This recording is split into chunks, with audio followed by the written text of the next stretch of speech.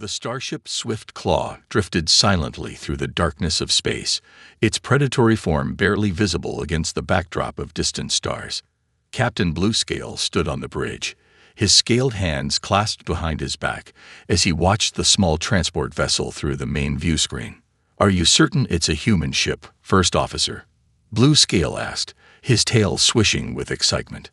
The thought of capturing a human vessel made his scales tingle. Humans were known to carry valuable cargo, and their ransoms always paid well. First Officer Red Spike checked the readings again, his movements nervous. "Yes, Captain, but the warning classification clearly states." "I know what it states," Bluescale cut him off. "Humans are classified as extreme danger." "But look at it. It's tiny, probably just a family transport. Easy money." The human vessel was indeed small, painted white and blue with the words "Little Explorer" written on its side. It showed no signs of weapons or defensive systems. To the pirates, it looked like the perfect target. "Begin capture procedures," Bluescale ordered, ignoring the worried looks among his crew. They had successfully raided dozens of ships from various species. How dangerous could one small human vessel be? The Swift Claw's tractor beam activated, pulling the smaller ship into its docking bay. Security teams assembled, armed with stun weapons and restraints. Bluescale himself decided to join them, wanting to see their prize firsthand. When the airlock opened, the pirates were surprised to find no resistance. Instead, they discovered 6 human children, ranging from very small to slightly less small, sitting calmly in the ship's main cabin. They were wearing matching blue uniforms with different colored patches on their shoulders. Well, Bluescale purred, his confidence growing. "This is even better than expected. Human offspring are worth their weight in precious metals." The youngest child, a tiny female with red hair tied in 2 balls on her head, smiled at him. There was something unsettling about that smile, but Bluescale dismissed the feeling. The oldest one, a male with dark hair, stood slightly in front of the others, his stance protective. "I'm Jack," the oldest boy said clearly, showing no fear. "We're space scouts from Earth. You should let us go." Bluescale laughed, the sound echoing through the cabin. "Space scouts. How adorable. You're now guests of the Crescent Alliance pirates. Little ones, your parents will pay handsomely for your safe return." One of the security officers leaned close to Bluescale. "Sir, these uniforms. I've heard stories about Earth's space scouts. Maybe we should." "Enough." Bluescale snapped. "They're children. Take them to the holding cells. Separate cells, mind you. We don't want them plotting anything." As the children were led away, Bluescale noticed they seemed too calm. Most young ones of any species would be crying or showing fear by now. These humans were different. The little red-haired girl was still smiling, and the oldest boy seemed to be carefully observing everything they passed. Back on the bridge, First Officer Red Spike received an urgent communication. "Captain," he called out, "we're getting a priority message from Ambassador Green of the Galactic Council." "Ignore it," Bluescale said dismissively. "We'll be rich within days. How many credits do you think humans will pay for their young?" "But sir, the message is marked as extremely urgent. It says." "I said ignore it." Bluescale settled into his command chair, imagining the wealth that would soon be his. "Set course for our base, and make sure those children are properly secured. They may be small, but I don't want any surprises." Little did Bluescale know, the surprises had already begun. In her cell, the little red-haired girl named Rose pulled a small device from her boot and began to work, her smile never wavering. The real game was about to start. Ambassador Green paced in his office aboard the Galactic Council station, his 3-fingered hands shaking as he read the report again. 6 human children, all space scouts, captured by pirates. This was worse than bad. This was potentially catastrophic. "Get me another link to the Swift Claw," he ordered his assistant, "and contact Earth's embassy immediately." The ambassador's skin, usually a calm shade of mint, had turned almost white with stress. In his 40 years of diplomatic service, he'd never faced such a dangerous situation. He remembered the last species that had tried to kidnap human children. That species didn't exist anymore. The communication screen flickered to life, showing Captain Bluescale's annoyed face. "Ambassador, your messages are becoming tiresome. We're busy." "Listen to me very carefully," Ambassador Green said, his voice deadly serious. "Those children you took, release them. Release them right now. You have no idea what you've done." Bluescale laughed, showing his pointed teeth. "Or what? They're just children. Their parents will pay, and everyone will be happy." "Those aren't just any children." Green's voice rose with frustration. "They're Space Scouts, Earth's elite youth program. Every major space power has been warned about them. How did you miss this?" On his screen, Bluescale's expression wavered slightly.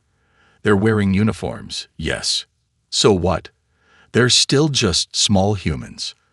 Ambassador Green slammed his hand on his desk. "There is no such thing as just humans. Their children are trained from age 5 in survival skills, engineering, and more. Space Scouts are the best of the best. And you just took 6 of them." A second screen lit up, showing the face of the human ambassador.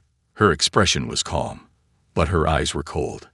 "Ambassador Green, I understand you have information about our missing children." "Yes, Ambassador Helen. I'm trying to convince the pirates to release them before." "It's too late," she interrupted. 3 warships have already launched. The children's tracking devices activated the moment they were taken. We know exactly where they are."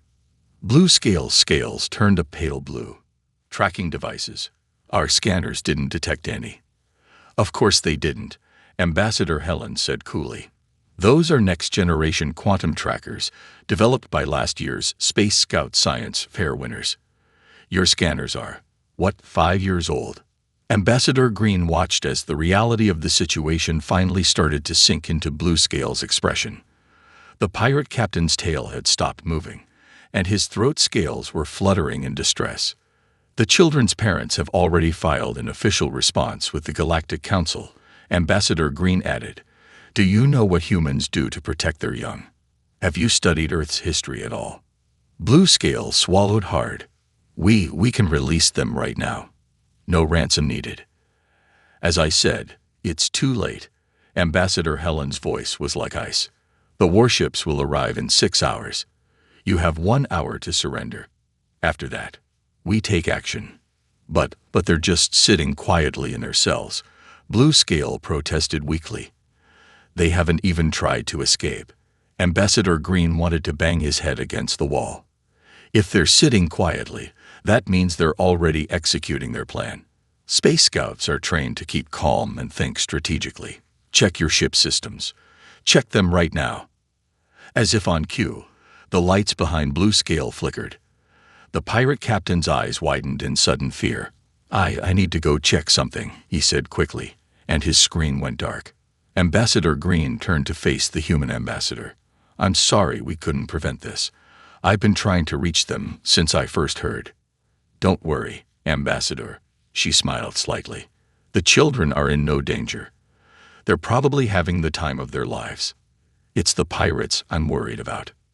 As if to prove her point, alarms could be heard blaring through Bluescale's reconnecting communication link, followed by the sound of chaos and confusion.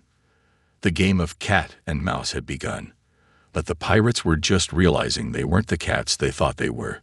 They were the mice. Rose sat in her cell, humming a cheerful tune as she worked on what appeared to be a simple bracelet.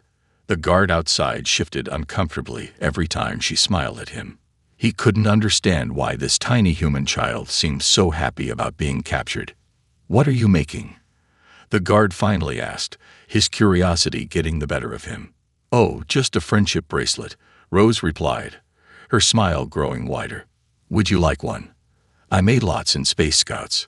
The guard quickly shook his head and stepped back. Something about her smile made his scales itch.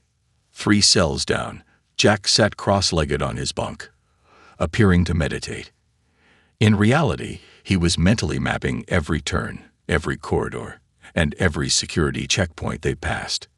His photographic memory, honed through years of Space Scout training, had already created a detailed layout of the ship's main areas. "Stop that thinking. I can hear you thinking. His guard shouted, antennae twitching nervously. Jack opened one eye. "I'm just sitting here." He's sitting against the rules. In her cell, Mary, the group's technology expert, had already figured out that the cell's power system connected directly to the ship's main grid. A rookie mistake, she thought, as she carefully rerouted tiny amounts of power. Not enough to trigger alarms, but enough for what they needed. Tom, their youngest but most skilled mechanic, was having a delightful time watching the air vent in his cell rattle. He'd managed to adjust its frequency using only his belt buckle and a shoelace. The sound was driving his guard crazy. "Make it stop," the guard pleaded. "Make what stop?" Tom asked innocently. "Oh, that sound. Must be something loose in the ventilation system. You know, on Earth, we learn all about spacecraft maintenance in Space Scouts. I could take a look if you'd like." The guard frantically called for maintenance instead. Meanwhile, Alan, their computer specialist, sat quietly counting under his breath. He smiled each time the ship's lights flickered. Exactly when he predicted they would. Rose's power redirections were right on schedule. The final member of their group, Beth, was keeping her guard thoroughly distracted with questions about alien biology. As the team's science expert, she knew exactly which questions would keep the guard talking, and not paying attention to the small device she was building from parts of her uniform. On the bridge, things were starting to go wrong. Navigation kept showing strange errors. Equipment would work perfectly fine during diagnostics, but fail moments later. Tools seemed to vanish only to reappear in completely wrong places. "Sir," a crew member called out to Blue Scale, "the gravity in Section 4 just reversed itself for 10 seconds. "Well, fix it." Blue Scale snapped, his confidence from earlier completely gone. "We did, but now the food dispensers are only producing something that smells like Earth coffee." First Officer Red Spike studied their systems with growing horror. "Captain, these aren't random malfunctions. They're coordinated, but they're so small that our security protocols aren't triggering. It's like death by 1,000 paper cuts." "They're children," Blue Scale shouted, his tail thrashing. How could they possibly? The ship's lights suddenly turned bright pink. "Oh, I like this color." Rose's voice somehow came through the ship's communication system. "It matches my friendship bracelets." How did she access the comm system? Blue Scale demanded. "Unknown, sir. And we can't shut it off without shutting down life support." In her cell, Rose continued humming, adding another knot to her bracelet, which was actually a complex circuit made from threads of her uniform's conductive fabric. Jack kept meditating, memorizing every panicked crew member's path as they ran past his cell. Mary continued her power adjustments, while Tom's perfectly timed vent rattling was spreading through the entire ship's ventilation system. The children had been aboard for just 3 hours, and already the mighty pirate ship was descending into chaos. And this, as Jack would say during their next scout meeting, was just the warm-up exercise. First Officer Red Spike burst into the captain's quarters, clutching a data pad with shaking hands. The room's lights flickered between purple and green, matching his current state of panic. "Captain, I found something about the Space Scouts program," he gasped. "You need to see this right now." Blue Scale growled, rubbing his aching head. Nothing had gone right since they'd captured those children. Half his crew was dealing with mysterious equipment malfunctions, and the other half was too nervous to sleep because of that constant humming from the cells. "What is it?" he snapped. "The Space Scouts. It's not just some play group. Look." Red Spike thrust the pad forward. "It's Earth's elite youth training program. They take the smartest children and teach them everything about space survival." The screen showed profiles of the 6 children they captured. Blue Scale's scales turned pale as he read.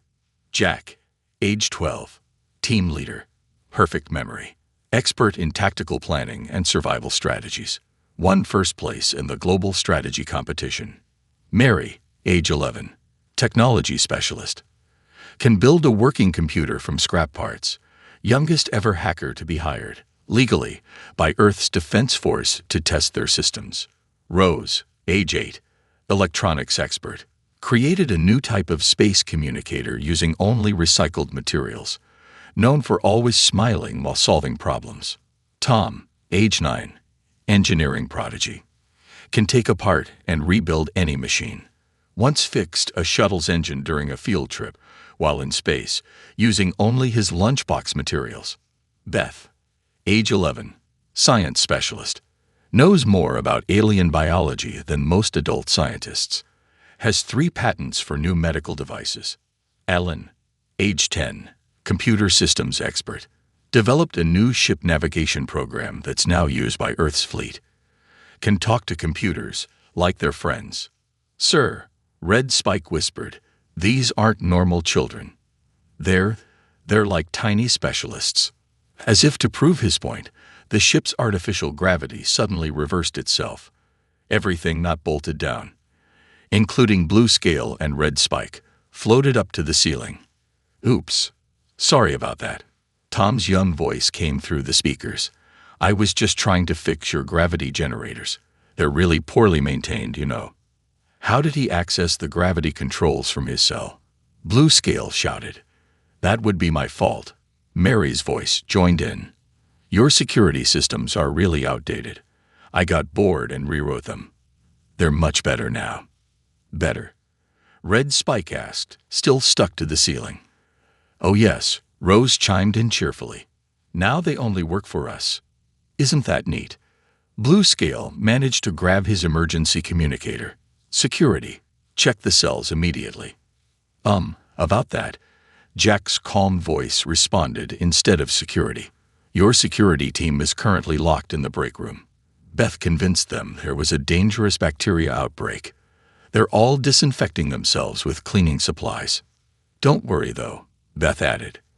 I made sure they're using the safe cleaning supplies. The dangerous ones are safely locked away. Safety first, as we learn in Space Scouts. I also fixed your ship's computer, Alan said proudly. It was so disorganized. Now everything is properly labeled and color-coded. The pink and purple lights are just for fun, though, Rose insisted. Blue Scale and Red Spike stared at each other in horror as they floated on the ceiling. In just a few hours, 6 children had taken control of their entire ship's systems. The human warships will be here in 3 hours, Red Spike said quietly. What do we do? Before Blue Scale could answer, Jack's voice returned. Oh, about those warships. We might have sent them a message. They're coming a bit faster now. Something about our team winning extra engine power credits in last month's Space Scout competition. The gravity suddenly returned to normal, dropping everyone back to the floor with a thud. Sorry again, Tom called out, still adjusting the controls. Space Scout engineering badge only covers basic gravity manipulation, you know. Blue Scale lay on the floor, finally understanding what Ambassador Green had tried to warn him about. He hadn't captured 6 children. He'd captured 6 of humanity's finest young experts, and they'd been playing with his ship like it was their personal science project. The bridge of the Swift Claw was unusually quiet except for the constant beeping of approach warnings. 3 massive human warships had just appeared at the edge of the system, their sleek black forms clearly visible on the main screen. How did they get here so fast? Blue Scale whispered, his tail completely still for the first time in his life. They weren't supposed to arrive for another 2 hours. Actually, Alan's young voice came through the speakers. Earth ships have been able to go that fast for years. We just don't usually tell anyone. I helped optimize their engine cooling systems during last summer's Space Scout Project Week. The largest human warship, nearly 10 times the size of the Swift Claw, moved forward. Its name was clearly visible. HFY Parental Advisory.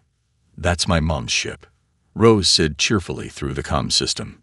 She lets me help in engineering sometimes. Hi, Mom. The communication screen lit up, showing a stern-faced human woman in a captain's uniform. Her expression made Blue Scale step back involuntarily. This is Captain Stone of the Earth Space Force, she said calmly, too calmly. I believe you have something that belongs to us. Blue Scale tried to sound confident. Now, let's be reasonable. We can negotiate. Mom, Rose interrupted. You should see what I built. I rewired their entire communication system using just my uniform threads. Can I get my electronics master badge for this? Captain Stone's expression softened for a moment. Good work, honey. We'll discuss badges after we get you all home. Then her face hardened again as she looked at Bluescale. You have exactly 1 hour to surrender. A second screen activated, showing another warship's bridge. This is Admiral Chen from the HSS Teacher's Lounge. Our weapons are locked on your engine room. I suggest you don't make any sudden moves. Dad, Jack called out. I've mapped their entire ship. Want to see my tactical analysis? Good job, son, the Admiral replied proudly. Add it to your strategy badge portfolio. The third ship's captain appeared on yet another screen. SS timeout standing by. Our boarding teams are ready. Bluescale looked desperately at his first officer. Can we run? Red Spike shook his head. Sir, our engines aren't responding. Something about a maintenance lockout. That was me, Tom announced proudly. Your engines really needed fixing. They're much better now, but I set them to only work with Space Scout approval. Safety first. The pirates watched in horror as more human ships began appearing at the edge of the system. News had spread fast, and it seemed like every human vessel in the sector was coming to help retrieve the children. Is that the HSS Parent-Teacher Conference? Beth asked excitedly. They have the best science labs. And the HSS playground. Ellen added, their computer systems are amazing. Captain Stone's voice cut through the chatter. 55 minutes remaining. I suggest you use them wisely. Bluescale slumped in his captain's chair, which promptly tilted sideways and dropped him on the floor. Sorry, Tom called out, still working on the artificial gravity calibration. Did you know your ship's maintenance logs haven't been updated in 3 years? That's against at least 15 safety regulations. Captain, Red Spike said quietly, I think we should surrender. But they're just children. Bluescale protested weakly. Sir, in the last 4 hours, they've reprogrammed our computers, rewired our communications, redesigned our engines, and turned our security systems against us. And they did it all while singing scout songs and asking for merit badges. Through the view screen, they could see more human ships arriving, their weapons glowing with barely contained power. Each ship's name seemed more terrifying than the last. Hess detention. HS grounded. HSS, you're in big trouble, young man. 45 minutes, Captain Stone announced calmly. Oh, and Rose, honey. Your little sister says she wants to join Space Scouts now, too. Really? Rose's excited voice filled the bridge. That's great. Can I teach her how to rewire starships? Bluescale finally understood. He hadn't just angered the humans. He'd given their children a practical exam. And by the looks of the approaching fleet, he was about to get a very painful lesson in human parenting. 30 minutes until surrender deadline. The ship's computer announced in Alan's newly programmed cheerful voice. Would you like to hear a Space Scout song while you wait? Bluescale paced on his bridge, trying to think of a way out of this mess. The human fleet had grown to 15 warships, all pointing their weapons at his small pirate vessel. Sir, a crew member shouted. The children's cells. They're empty. What? Bluescale spun around. Check the security cameras. We can't. They're all showing reruns of Space Scout award ceremonies. Suddenly, the bridge doors slid open. Jack walked in calmly, wearing what appeared to be a modified version of his Space Scout uniform. Behind him came the other 5 children, each carrying makeshift tools crafted from pieces of their prison cells. Hi.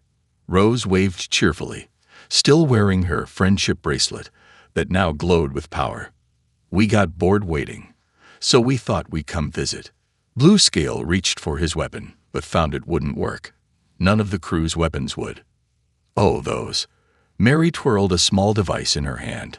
I borrowed their power cells for my project. Hope you don't mind. How did you get out of your cells? Red Spike asked, his voice shaking. Tom grinned. The cell doors used the same power system as the gravity controls. Once we reorganized your ship's entire power grid, getting out was easy. By the way, your engineering manual is totally wrong about proper power distribution. Did you know? Beth added, adjusting what looked like a modified medical scanner, that your species' scales change color based on stress levels. It's fascinating. Can I write a paper about it for my xenobiology badge? The pirates found themselves backing away from the children. Somehow, 6 young humans armed with homemade tools seemed more frightening than the warships outside. "Mom," Rose spoke into her rebuilt communicator.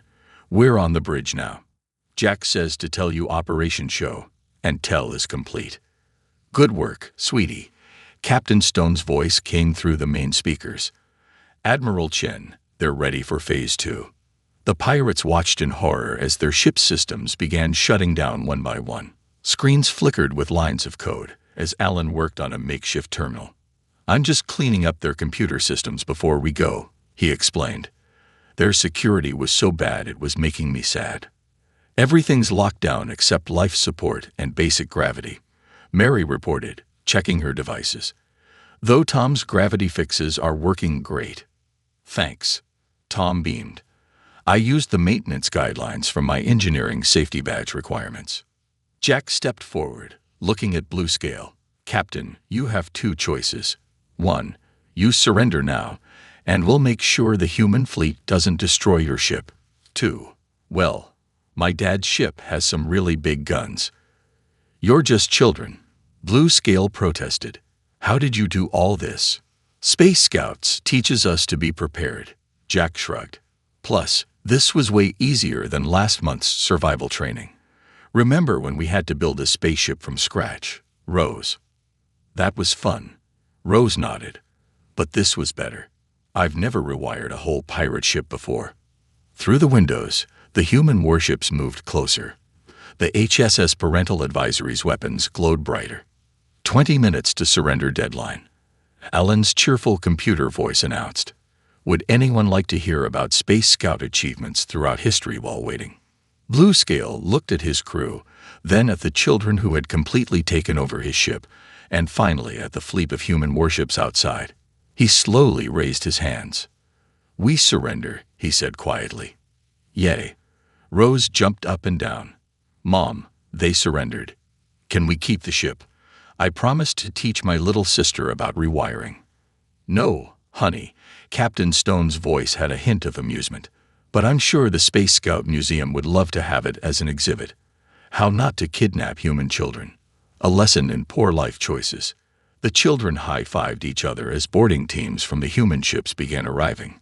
Their first real space mission had been a complete success, and they'd all earned several new merit badges in the process. Ambassador Green stood before a room full of new alien diplomats at the Galactic Council Academy.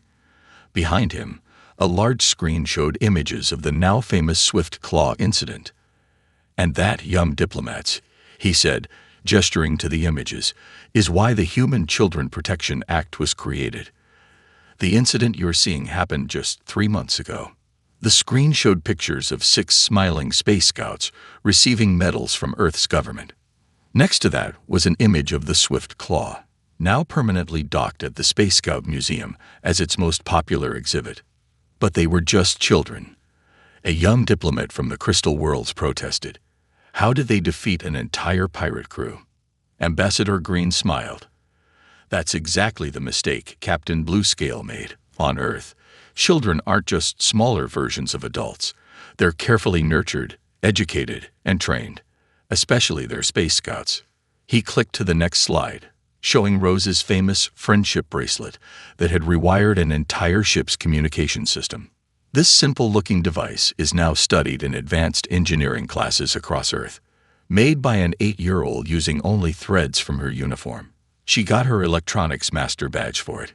The screen changed to show the Swift Claw's completely reorganized computer systems. And this, a 10-year-old boy reprogrammed it during what he called a boring afternoon. It now runs more efficiently than most modern ships. He earned his Computer Excellence badge. In the back of the room, a Blue Scale diplomat raised his hand. But surely this was a special case. Actually, Ambassador Green clicked to another slide. Earth has over 1 million Space Scouts. These 6 were just a normal patrol unit. There are thousands more just like them. The room fell silent as this information sank in. Currently, he continued, Captain Blue Scale, and his crew are helping teach Space Scout classes about what not to do in space. They're very popular teachers, especially in the How to Spot a Bad Guy course. The screen showed Bluescale, looking quite uncomfortable, as Rose enthusiastically explained to a class of younger scouts how she had rewired his ship. The children even wrote a new merit badge manual based on their experience. It's called Peaceful Ship Takeover and Safety Procedures. Very comprehensive. Though I'm told the section on gravity control modifications needs some work. A nervous laugh rippled through the room. But the real lesson, Ambassador Green's voice grew serious, isn't about the children's abilities. It's about humanity itself. Every human adult was once a child.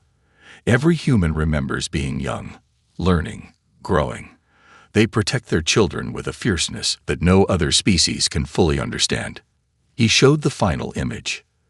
The massive fleet of human ships that had assembled to rescue 6 children. Those ships came from all over the sector. Military vessels, cargo ships, private crafts, all responding to 6 children in danger.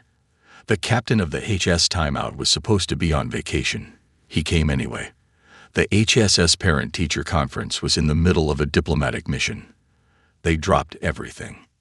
Ambassador Green looked around the room, meeting each diplomat's eyes. Remember this, humans will forgive many things. Border disputes, trade disagreements, cultural misunderstandings, all can be negotiated. But threatening their children, that they never forget. He clicked to the last slide, showing the 6 Space Scouts at their celebration party, still wearing their modified uniforms. These children didn't just escape their captors. They improved the ship's systems, documented everything for future scout training, and made sure no one got seriously hurt. Then they submitted everything as their group project and earned their Advanced Space Crisis Management badges. Ambassador Green smiled at his stunned audience. The pirates thought they were the hunters. Instead, they became part of a children's educational exercise. So, if you remember nothing else from today's lesson, remember this: never, ever mess with human children. You won't just face their parents, you'll face all of humanity. And if those children happen to be Space Scouts, he chuckled, well, you might end up as their next teaching example. In the back of the room, a small screen silently showed the Swift Claw's new museum display. A sign beneath it read, "Donated by the Space Scouts class of 2024. An example of why you should always check who you're trying to kidnap."